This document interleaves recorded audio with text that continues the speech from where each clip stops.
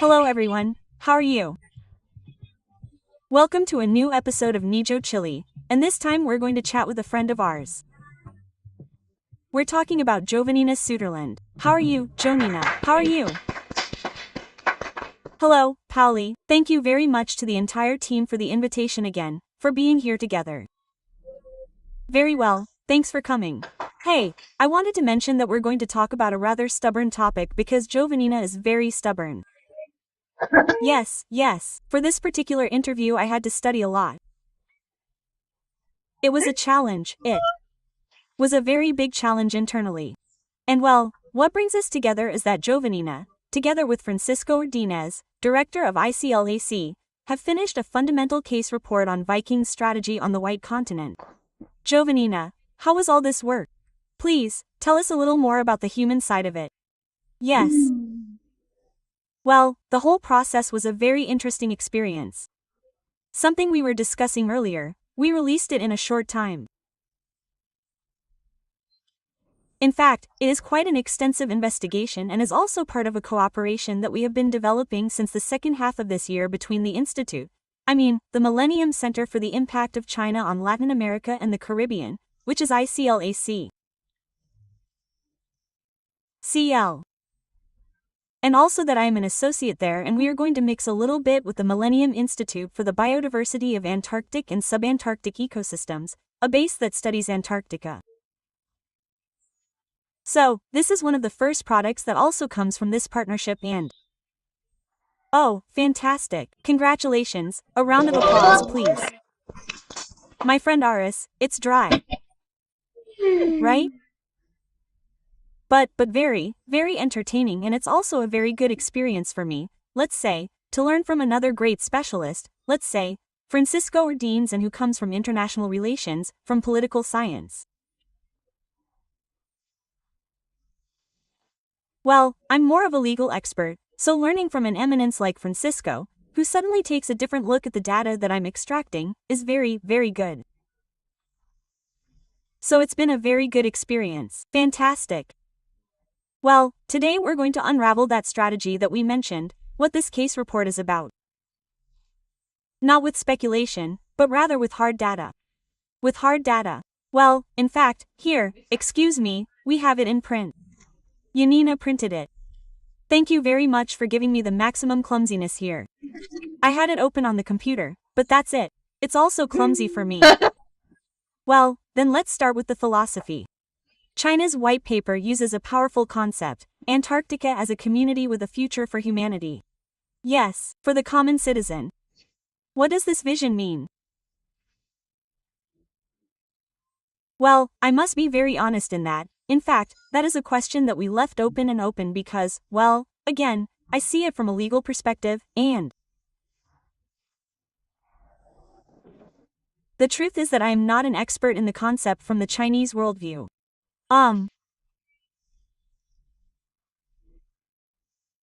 It is a challenge for me now to understand what that means, but it does raise a powerful question for the law, because when I read that, I immediately wonder if it has anything to do with the concept of the common heritage of humanity, under which it is understood that in this case Antarctica belongs to the entire community, right? To everyone, of course. And that goes against the sovereign claims of which Chile is also a part, right? Of course, because it is Chilean territory. Exactly. So, in fact, that is one of the approaches that we left open to continue with the controversy. I loved it. Yes. But regardless of that, the philosophy that China declares in the white paper is, very much in line with the principles of the Antarctic Treaty System, right? Which is this legal regime that it applies on the continent, especially by promoting international cooperation between the parties that make up the treaty. In fact, I would say that 80% of all its philosophies in that document are cooperation, and also the maintenance of peace within the continent, which is something fundamental. And it also speaks of equitable treatment. And I interpret that as meaning that each of the member states, which at least have consultative status, as is the case of China, where, well, it not only has the right to speak, but also to veto within the consultative meetings that are held every year. Each of those vetoes has the same value. In other words, each of the states has the possibility of raising its hand and vetoing a proposal. That is why it is also called the consensus rule, and it is so difficult to reach agreements suddenly. Sure. But that equitable treatment between states is also quite powerful in this philosophy that it proposes. Yes, but it's fantastic that they have it so present. Well, how is this framed? Well, let's say the white paper. Yes, in the white paper. Well, as you were saying, it starts with the philosophy. But every time they talk about proposals for marine protected areas, for example, that have been handled, every time they talk about the possibility of fishing, every time they talk about different scientific elements, there is always this powerful vision that, okay, China also has a voice, it also has an opinion, and it must be respected, right? Just as China also respects what the other states propose. And that poses a challenge for us deep down because, in the case report at some point this is mentioned about marine protected areas and how it has been very difficult for Chile to move in that direction precisely because China is opposed to it. So of course, that is the philosophy that China has. Well, if China thinks this, it should also be respected. Wow, heavy. Yeah. But let's not get ahead of ourselves, we'll get to that a little later.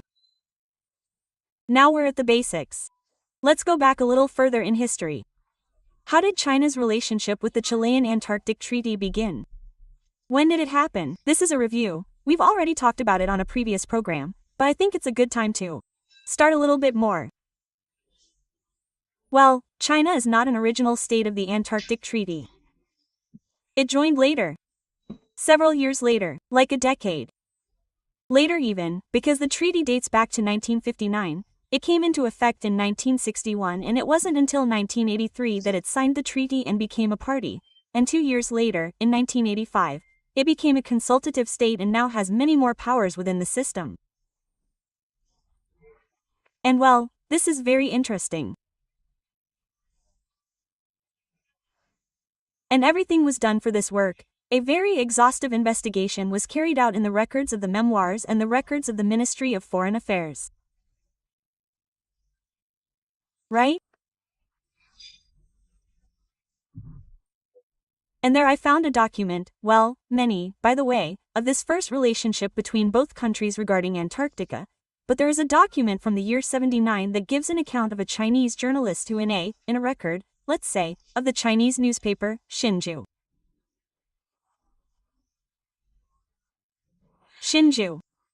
published, in his entire experience sailing with the Chilean Antarctic scientific expedition, right? Since the first visit of a Chinese journalist to Antarctica was basically thanks to this journalist that I remember reading, and I'm looking for it because I found the story behind it funny, and it was because his name was mistranslated.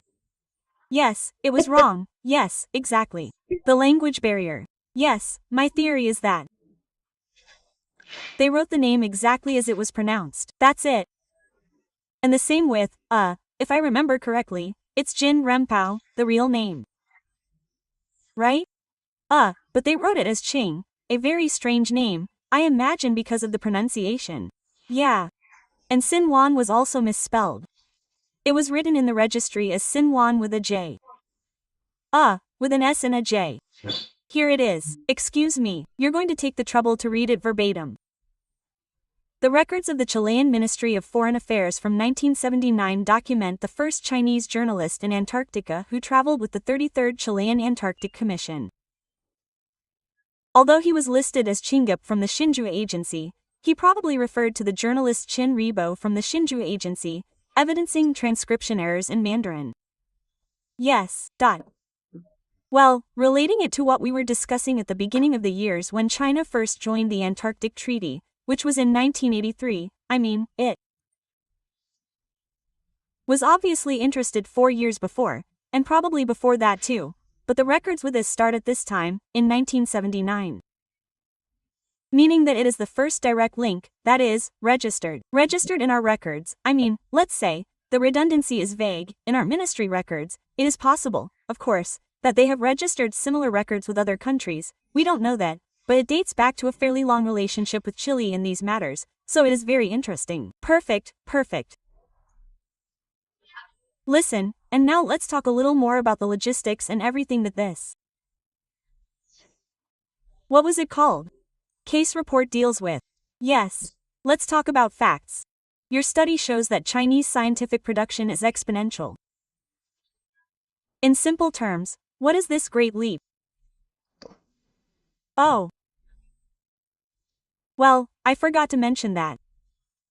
Let's also consider that there are currently 5 operational bases, 4 of which are permanent, 1 is a summer base, and we also have 2 Chinese icebreakers in the Antarctic territory.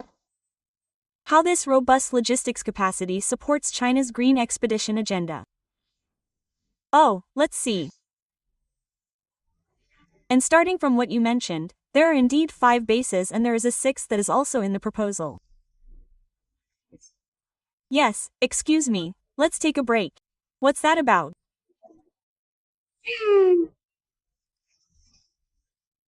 Well, it's a very recent proposal that China only presented in February of this year, 2025. It's a fairly extensive and technical document. It was presented to the Antarctic Treaty Consultative Meeting, but of course, now it has to go through an internal process, in which the other parties can request more information about the construction of this base, mainly to be sure that it will not have a negative impact on the Antarctic environment. Whether it requires any special permits, for example, for its construction, depends a lot. There are several of these diapers to ground it a little bit more, but there's still a long way to go. We'll see. Perfect. Now let's continue a bit. Let's get back to the previous topic. Yes.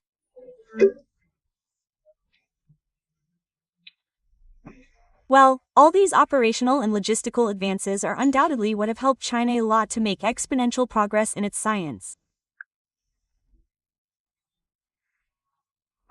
And that's really interesting. Well, 2 things. 1, we measured this scientific progress based on a bibliometric analysis. Right? And they used software. Yes, the BW software. With all the data we were able to collect from both was in Scopus. Yeah. And of course, I want to make a comment. This is a true reflection of the fact that technology truly is a spectacular tool, without wanting to encourage copyright or create reports using artificial intelligence. I believe that when you really know how to use them, yes, they are very, very powerful tools.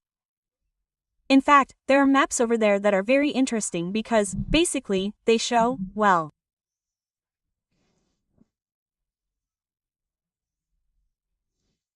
based on that information we were able to determine how many articles, chapters, and books have been written by Chinese authors on Antarctica, and that's why we were able to see that gap, right? From, I would say, a decade to the present. I found it here. That's it. No, this is. Don't worry. Thank goodness you studied, Mariana. But no. These are Boss Figur's graphs there. I don't know if they go that way. Oh, okay. And, Mr. Director, please, one way. I recommend that you download the document and look at it because there are many details about which Chinese institutions are cooperating with each other in the publication of these documents. And you can also see something very interesting. Here below there is also a bar with, there is a bar below the graphs with the years. And you can see by the colors that yes, 15 years ago, up to 10 years ago, Chinese institutions cooperated a lot with European and American institutions to conduct Antarctic science. And that also goes hand in hand with the logistical capacity they had to reach the continent, right? Which was a little more limited, but now they have a lot of technology in Antarctica and they no longer need those other universities, European think tanks, and they increasingly have less cooperation with them and only cooperate with each other. So, that basically shows that they are much more self-sufficient in relation to Antarctic scientific development. And since when did this explode? What this data shows us is that from the last 10 years to date, that is, when they began to build the fifth base, this was already on track. Perfect. So yes, there is a break there. And hey, how does this logistics or this in particular generate support for Chile and especially for Punta Arenas? Oh. I think, well, this is my opinion. Well, if you're the expert or not, yes. Well, anyway, we wrote the document with Francisco, so I don't know if I also represent what he thinks. It seems to me that it can be quite assertive, I think, but I dare say that Chile does not cooperate enough with China in these matters. Exclusively with China or with the Antarctic Treaty countries in general. No, Chile is characterized, let's see, a few steps behind. Now, Chile is characterized by having extensive Antarctic cooperation, especially due to its geographical location, right? Because Punta Arenas is considered one of the 5 main gateways to Antarctica. And also Puerto Williams, right? Which is another one that has not been exploited as much, but it is another option. And there are more than 22 national Antarctic programs that reach Antarctica through Punta Arenas every year. So the cooperation is huge, it is very broad. With all the countries involved. With China, Chile has many memoranda of understanding, right? I mean, I have registered up to 4. Since 2000 to date. And these memoranda are always to share scientists, for example, exchange scientists.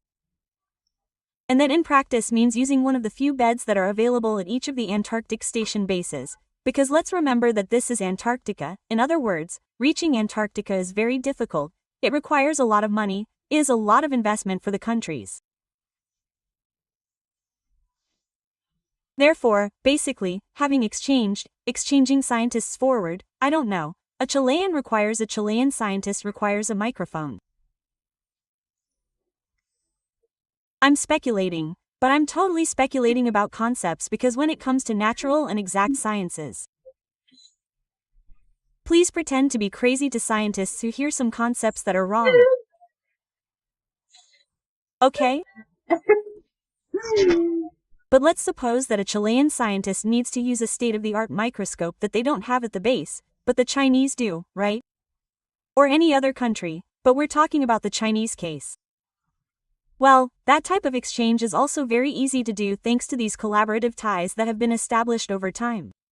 Perfect. And in Antarctica in general, there's a lot of cooperation beyond any paperwork involved, right? You're in a very remote place and I imagine that the scientific community in particular has a very particular vision regarding this territory, I mean. Yes, absolutely. And I think that's where, and linking it to what you just asked me, I think there's quite a bit of scientific cooperation, but there's a need to strengthen cooperation in deliberative spaces, especially in the Antarctic Treaty consultative meetings and in the meetings of the Commission for the Conservation of Antarctic Marine Living Resources. It has a huge name, but basically those KRUMA meetings are where a third of those meetings, well, what they do is regulate what happens with fishing in Antarctica. So, they're very important spaces in which the consensus rule operates again. If any of the state's objects, the proposals don't move forward and you have to wait a whole year. Listen, I went completely off script. Yeah, but I have to ask, and I know that China is one of the main, what's it called? With respect to international patents, it has more than double the patents of the United States with the Antarctic grill. How does this issue come into play here? Does it have something to do with it or am I making it up? Yeah, we can build relationships among all of us, but I think that in order to answer that I have to first talk about bioprospecting and patents. Oh, now I got ahead of myself. Oh, I'm going to refrain from asking questions again. I apologize to the audience, but these are very interesting topics that are intertwined, so I'm on fire. Let's go back then. But anyway, to wrap this up, deep down, there are many opportunities for Chile to cooperate in this other area, right? Which has more to do with Antarctic governance. Which, by the way, goes hand in hand with science. I mean, without science there is no peace in Antarctica. There is no Antarctic treaty system. But in that other dimension I think there is still a long way to go, for better or for worse, right? I'm also talking in general with other countries. We also need a more thorough strategy to see, let's say, how to cooperate, but I think there is a window there that is not being taken advantage of with China. Okay, perfect. Now, let's get into the other topic regarding the exploration and patenting pathways that go hand in hand. I'm going to go back to the question, which is that China, leads the world with double the patents of the United States. Regarding Antarctic krill, yes, well, to start, why is krill so vital? Let's see, well, this is something we discussed, I know that in some of the previous podcasts we talked a little bit about the krill. Giovannina is a guest on the house, we've talked about this before, but it's been so long that it's good to refresh our memory. Yes, absolutely. And so that we internalize the importance of krill. Yes. Well, krill is a very, very small crustacean, Antarctic krill in particular. But it has a vital value in the Antarctic food chain. Basically, it is the base of the food chain, that is, all species in Antarctica feed directly or indirectly on the krill. So, that is why it is vital. Regarding bioprospecting and the number of patents that exist. Well, first I am going to disclaim it again. If I get the definition wrong, please do not lynch me. But anyway, what we understand by bioprospecting in this case is the commercial exploitation that can be derived from the discovery of certain physiological characteristics of Antarctic resources. Let's see, in simple terms, please. This is something that is only carried out in a laboratory. Let's not think about large fisheries or anything, let's think about a laboratory. Okay? Let's think about the krill as an exemplary case. You have a krill. One of the Chinese scientists in this case actually collected several krill when they took samples because they are very small.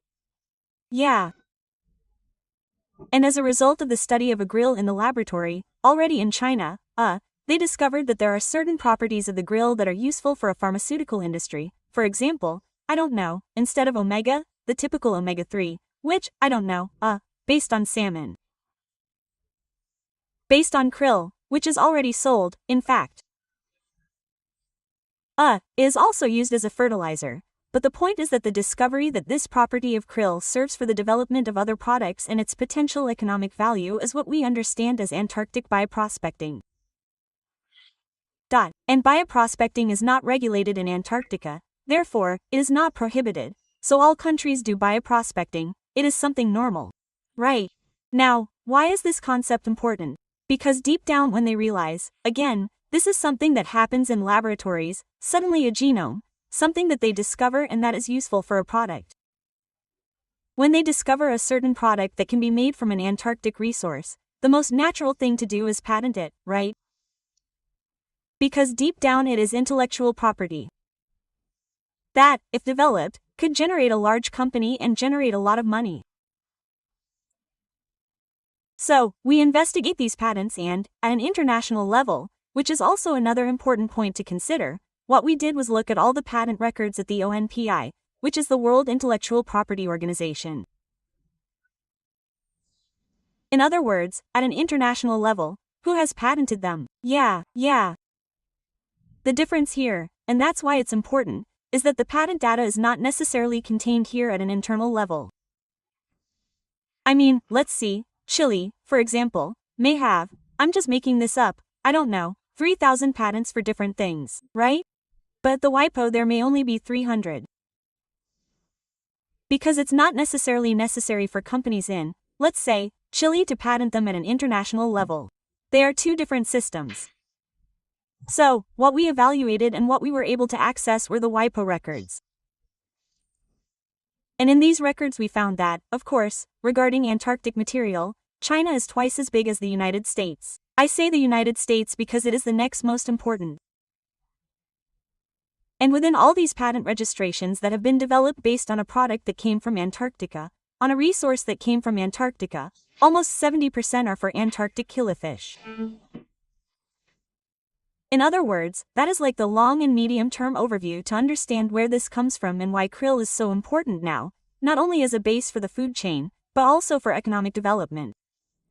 So, by the way, I don't think you asked me anything about fishing or not. I'm not sure. Yes. It does have a link to fishing. Yes. But it is indirect because here it is only bioprospecting. Here is only what happens in a laboratory and what can be patented. Perfect.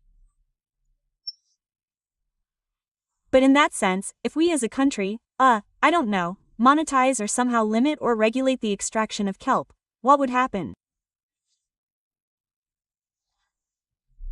Because SLAT is not regulated.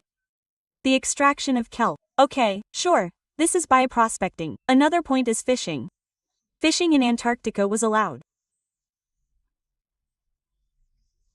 Under this CRUMA convention, where a CRUMA commission meets every year with all the states that are parties to this international instrument, and attempts are made to limit or sometimes restrict fishing in certain cases, but as a general rule, it is allowed.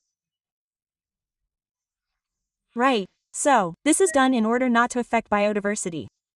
To maintain a balance in biodiversity. And there, well, it's also interesting that Chile also has some patented products. This internally, I don't know, the WIPO, it would have to be reviewed, but it has some products based on kelp and super kelp. For example, I've seen one that is a cream. Which one? A cream is called something like krill. I don't remember exactly, but I've never tried it, but I've seen it. And they're products for the face, cosmetics, based on krill. Look, it has some regenerative or interesting properties. In fact, I should buy one to try and see for myself. But they're really involved, and that's a Chilean company. BCH. I'm not advertising it. No, nothing. But that's how it is. We're not going to reveal the name. But I found it. Oh, I'm telling you.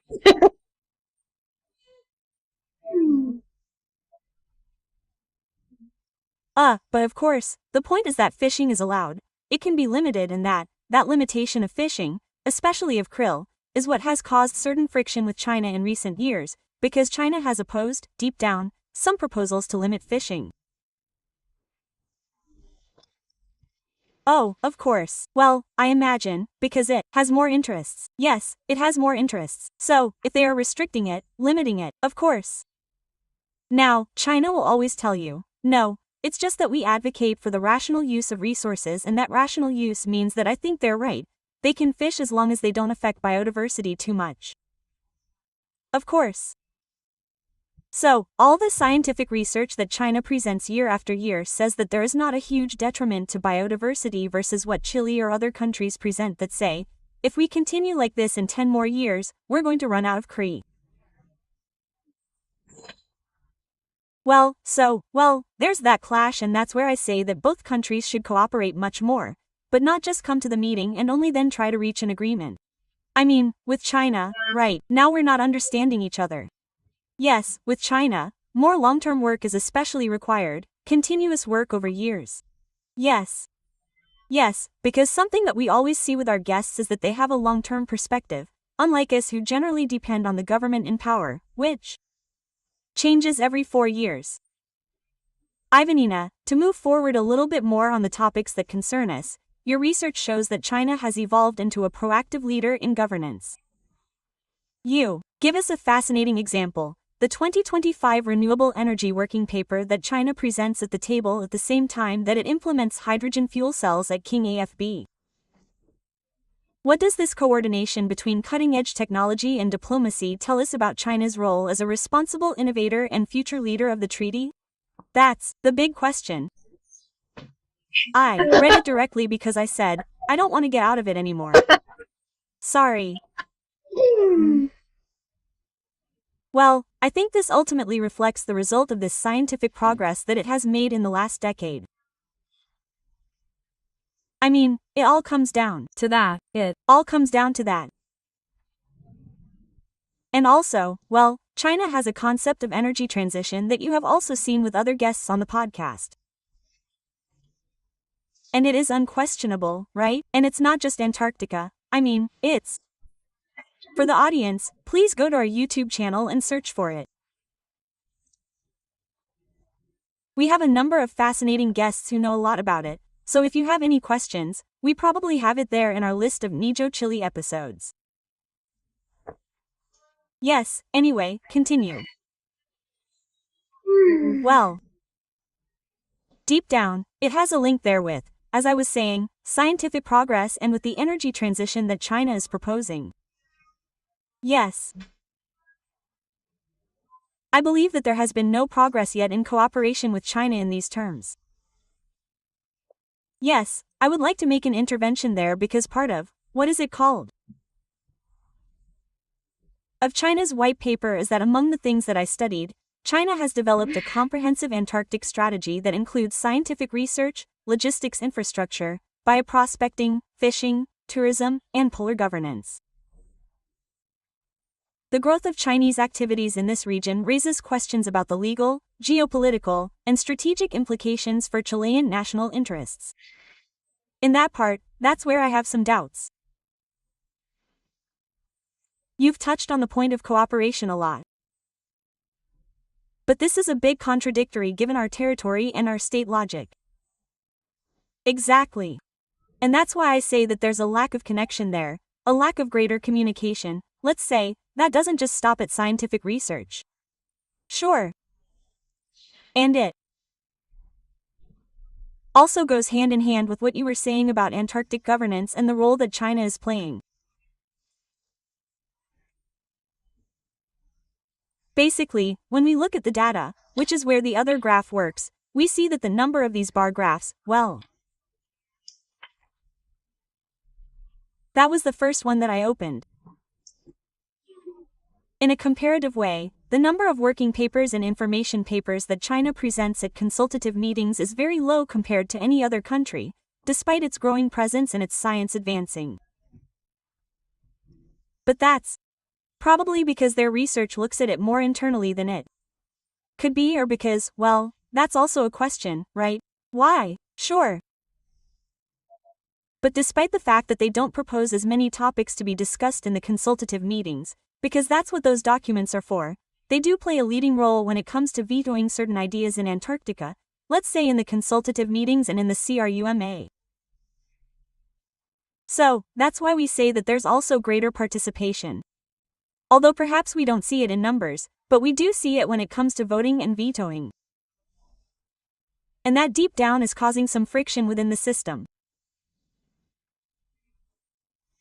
So that's a complexity and a challenge for states like Chile that, well, if they intend to have a sovereign claim, they also have to take charge of seeing and how to cooperate much more with them.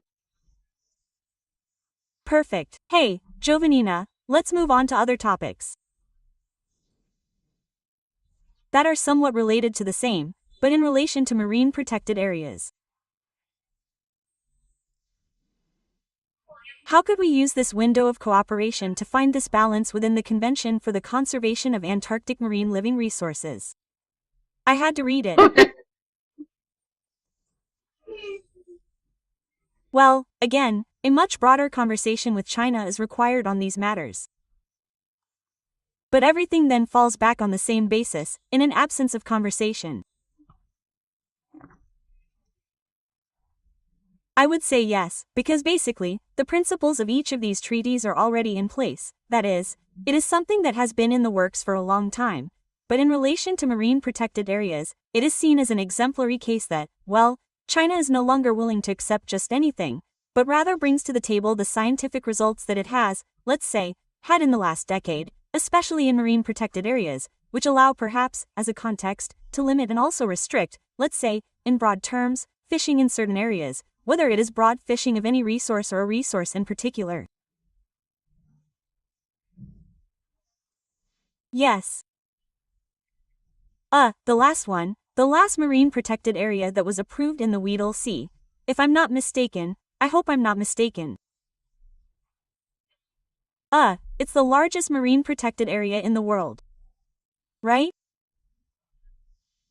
And it was a conversation that lasted several years where China was opposed at first and finally China said, okay, I'm going to vote, let's say, in favor or the other way around. I'm not going to veto the proposal, but with one condition.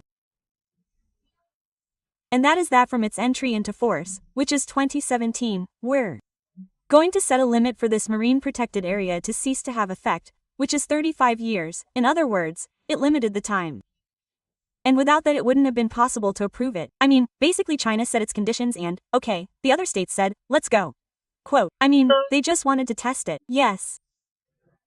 But China's argument behind that was, we believe that in 35 years, let's say, it's enough time for biodiversity to rebalance, And now what we see is that with the new marine protected areas that are proposed, especially the one that concerns Chile with Argentina, which is in the Domain 1 area, which is the Antarctic Peninsula, precisely where Chile has a sovereign claim. China has no case, since this also began to be discussed in 2017. The proposal was made official in 2018, right? From then on, it's discussed every year and every year China beta. Well, also Russia, but China is like the main one that presents, scientific documents and says, I don't want it, quote, and why is it so important? And I link it to what you were asking earlier and what we were talking about regarding krill, because Antarctic krill is mainly preserved or its presence is on the Antarctic Peninsula more than anywhere else on the entire continent. So, in this area, which is also where climate change is greatly affected, that is, the effects are seen, the melting of the ice, that the krill depends on the ice because without ice it has nowhere to incubate, and there is already a lot of scientific evidence in the background of why this marine protected area is necessary and well, China says no. So, if China says no to all the damage based on internal scientific production, right? Well, then something was failing, right? There is a conversation that is not taking place and that is why cooperation is so important. Beyond, I insist, the cooperation that is written on a piece of paper that suddenly becomes a dead letter, right? Well, it is a cooperation that is lacking in terms of governance. What a denial. Well, Giovannina was coming up with another one. Interview. Do you want to say yes here? No, I don't want to demonize any country either. No, the idea is basically to understand how to establish bridges of communication and collaboration for these types of initiatives. Because there is also a very important point that you mention in the case report, which is that China is very interested in Antarctica, and I would say much more than Chile in one aspect, which is education. It is taught there from elementary school to university as a mandatory subject. Yes. No, it is not so clear if it is a mandatory subject. I think they should perhaps incorporate it into biology. You know, I have no idea what the educational programs are like, but this is something that surprised us a lot. Because, well, Chile is a country where we know nothing about Antarctica, which is Chilean territory. Exactly. I mean, I don't know. Suddenly there are many people who think that there are polar bears in Antarctica, so Chilean. And of course, it is not their fault in the sense that they do not teach you about it. So there is a deficiency. That's why we were very surprised to see that China has incorporated it from the earliest education, and it is an example for us, and it is something that we are also working on from the grassroots level, at least, too. See how to implement it, I don't know, of course, so that we have an Antarctic awareness, after all, as a society, considering that it is within our territory. Absolutely. And it is something that is a state policy. This should not be the subject of proposals that universities or external entities have. It should be something that is included at the level of the Ministry of Education. Giovannina, where can we find the case report for people who are interested in reading in depth about everything we have just discussed? Well, search for ICLAC. And there you will find a publication section where the case reports are. There are also other types of publications. There are academic articles written by researchers from the Millennium and well, everything is available, it is free, so it is just a couple of clicks, you download it and there you can access to all the information. Perfect. Hey, Giovannina, what a really nice surprise. I had a great time at the interview. Me too. Thank you very much for the invitation. Thank you very much for giving visibility to Antarctica. Well, a round of applause, please, for Ivan. Thank you. And I'll see you in the next episode of Nihao Chile. Before I mention that I forgot because I honestly don't know where my head is, I want to remind you that we are at the Chushin restaurant in the Yungai neighborhood and now please, go ahead and grab something to eat. Yes, I'm happy. Have a great time. Thank you very much. Oh ho.